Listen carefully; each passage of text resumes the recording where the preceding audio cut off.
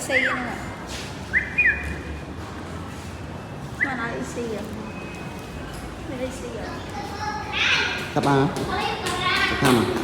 Thôi bị chật. Cái sao? Không ta cho. Ta vào là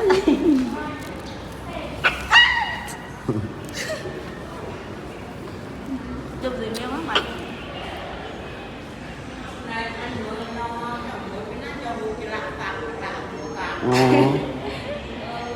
Ba ba.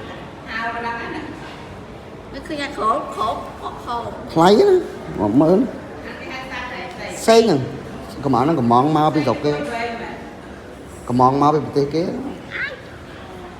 cái bị ở khoan mà nữa không? Đấy,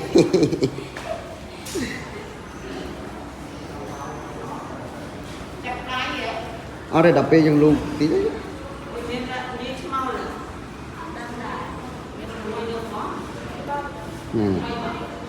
Nghe.